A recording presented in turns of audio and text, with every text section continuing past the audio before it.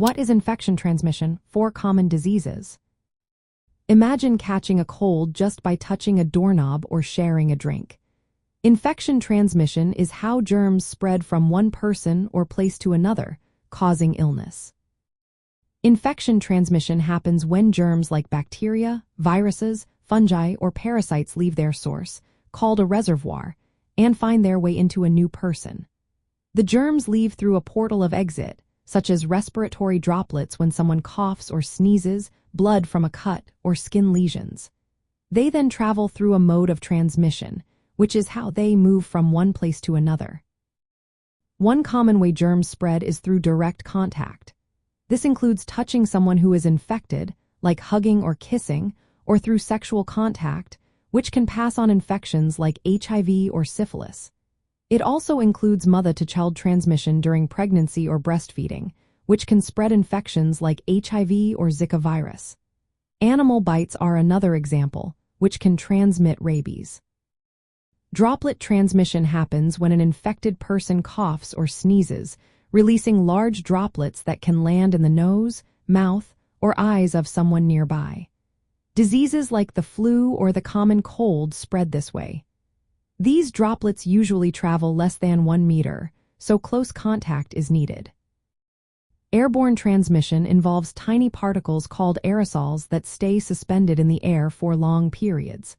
These can travel farther and infect people without direct contact. Diseases such as measles, tuberculosis, and chickenpox spread through airborne transmission. Indirect contact occurs when germs land on surfaces like doorknobs, phones, or medical tools. If someone touches these contaminated objects and then touches their face, they can get sick. Proper hand washing and disinfecting surfaces are key to stopping this route. Fecal-oral transmission happens when germs from feces contaminate food, water, or hands.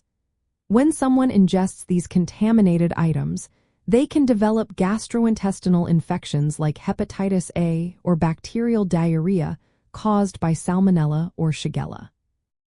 Vector-borne transmission involves insects like mosquitoes or ticks carrying germs from one person to another. Malaria, dengue fever, and Lyme disease are common examples. Infectious disease specialists focus on preventing these transmission routes. They promote hand hygiene, use masks and respiratory etiquette, and ensure safe food and water handling. They also recommend vector control in areas where insects spread disease. Educating patients about safe sexual practices and prenatal care helps reduce vertical and sexual transmission. Healthcare facilities follow strict sterilization and disinfection protocols to prevent indirect spread. By understanding how germs travel, we can take simple steps to protect ourselves and others from getting sick.